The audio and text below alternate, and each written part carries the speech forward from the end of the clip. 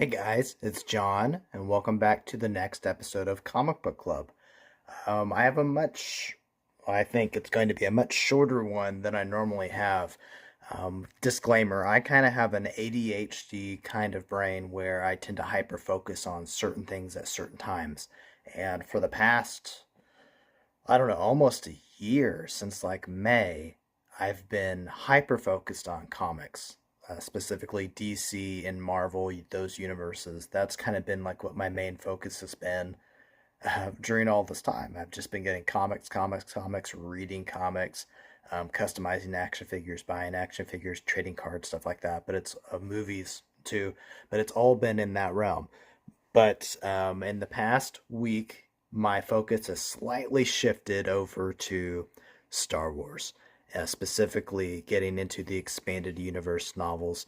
And so when I was in the comic shop this weekend, I was gonna get my pickups, but my mind just immediately just shifted to I want to get Star Wars stuff. But I did get comics.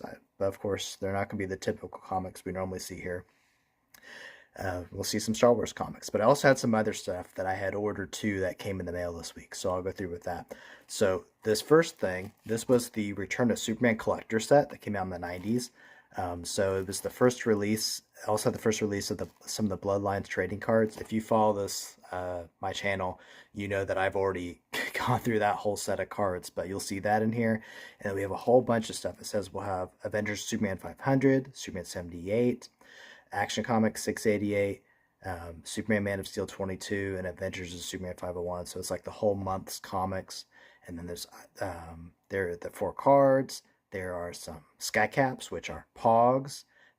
But this poster, this is what really got my attention. Somehow I never knew about this poster, and I love all of the the Reign of the Superman and Return of Superman, Reign of the Superman, Return of Superman promo art. I love all of this, so I wanted to get this poster. So I found a sealed one online, so I can open that up and get to it. So first, we will go through the brochure, and then a lot of these comics I already have, but obviously now I have them mint. So these will probably replace the ones I have, especially if they're not all first printing. So this is Avengers Superman number 500. Most of the time you find this comic, I feel like it's going to be in this great of condition anyways, but still, here it is. And then next, we have the poster. And what I'm going to do is when I'm done with the video, I'm going to take a picture of that and I'll overlay it here. And this is when we go, oh man, look how amazing that is. That is awesome, right? And then I'll continue on with the rest of the video. But also, see how it just unfolds there. We'll have this poster. And then we have a backing board. And next we have the sky caps, the Pogs. So there's Superboy, there's Cyborg Superman, the Man of Tomorrow, Steel, and then the Eradicator, and then just a DC one. I love how they have the push print on there that were on the original like Hawaii type Pogs. They'll have like little staples on the side.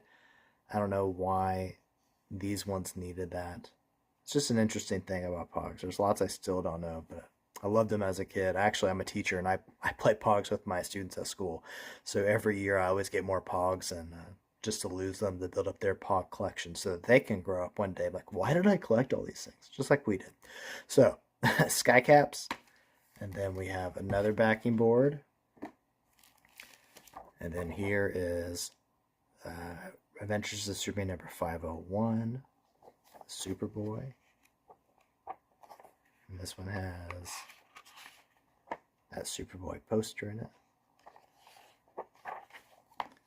And then Superman Man of Steel 22. And this one has Steel's poster.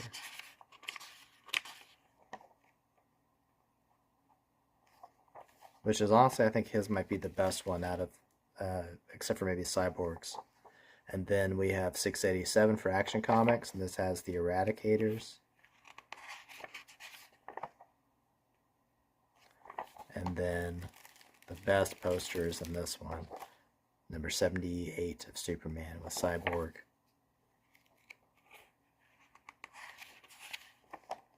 beautiful.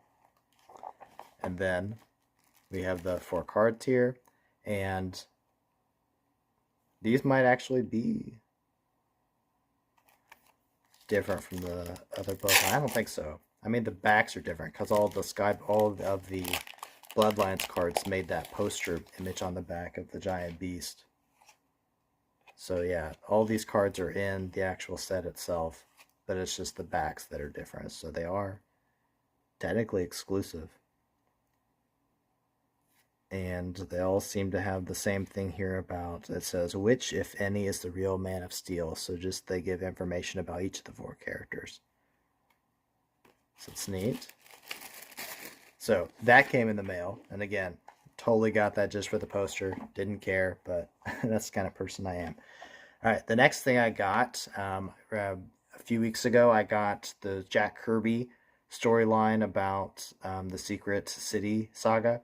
And so I found out there were 2 other solo comics that I needed before I could read the rest of the story. So Captain Glories came today, and I have his Kirby Chrome card too from Topps.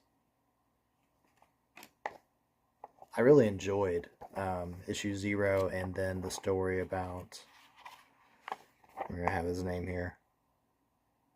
I don't see it, but this guy's story. I enjoyed it. It was fun. I'm pretty sure I'll enjoy this too. So, Captain Glory. And now let's go through my pickups for the week. This is a reprinting, a facsimile of Amalgam's #1 Spider-Boy team-up. So this is when the DC Marvel crossovers were going on. And then Battle Nexus #2. Have to say I wasn't too big of a fan of Battle Nexus #1. But we'll finish it out. I think it's only 6 issues altogether. It wasn't too big of a fan of the story. And then probably the coolest pickup, the Battle of the Century, the Treasury Edition reprint facsimile of Superman versus the Amazing Spider-Man. It's a very thick book. I didn't realize that. Then the back cover, amazing. And then here's a look through some of the art. So the Superman and Spider-Man with their, spoiler alert, but they've wrapped up Luthor and Doc Ock. All of this art in here is amazing. You can just tell they knew what they were doing here. I love just the hugeness of it. Everything is just like cinematic. They knew this was going to be a book that people were going to get. And I feel like they just made every panel count. Look at that.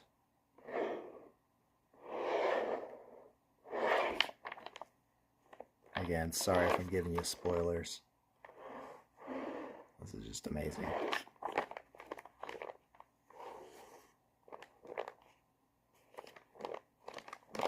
If I have one complaint about this, it is just because of how big it is and the way it's bound.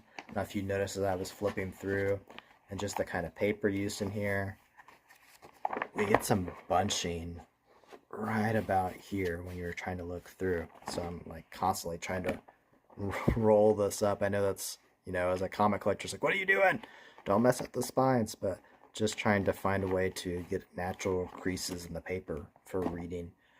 But anyways, that was a pickup. And then the rest of the stuff is what I actually went through the store and bought this time. So I went to the Star Wars section, and I totally got stuff from the early Dark Horse era. So this is X-Wing Rogue Squadron. It says 404 here, but I think as far as like the actual number count, this is number 8 in the series. So like we had a 4-part series for one story, then this was like the second 4-part series, and then eventually it just like continued on with the numbering. So this is number 8. And then this is their retelling of A New Hope, Dark Horse's version of it, and it's the special editions retelling. So this is number 2 of 4. And then this is the actual number 1 of X-Wing Rogue Squadron. So this is like the actual first issue of the series. So there's that. And then the last two here are two stories from Splinter of the Mind's Eye. And I just actually, like, just before I started recording this video, I just finished reading Splinter of the Mind's Eye. I think I started reading it on Friday. And I overall enjoyed it. But I have to say, being able to have these two comics here, because I read those too, to kind of like, after I read a certain section of the book, I can go back into these and just add to my immersion of the story. Like, especially when we're getting new alien creatures like this, and this scene in particular was kind of odd. There were some parts where, like, I think I envisioned it better than how the artist portrayed it, and there were some parts where I feel like the artist's portrayal was like, definitely what I was envisioning. It kind of just helped well round things up. And there's something about Alan Dean Foster's writing style where he doesn't over explain like anything, and some things are just an offhand remark. And so just being able to get some reassurance on what exactly is happening in the situation, happening in the panels here, that was kind of good for me to have. And I kind of wish that there were a lot more of the expanded universe books that had comic adaptations by Dark Horse, because I think it would have just created a more immersive experience. And I feel like when you read the comics, like, oh, I want to go read the book, or maybe if you read the book, you want to go get the comics, and I might get some crossover. And I think they really did that well with Shadows of the Empire, just making that big multimedia experience. And it's just what I wish they did that with more of them. It would have been great. So imagine if like every book eventually would have got its own 4-part comic adaptation. I knew they did with the Thrawn books and some of the other ones. If they did that, they don't have to do a soundtrack with it, but just doing a comic adaptation of them all, I think that would have been a cool crossover experience. But these were fun. I enjoyed it.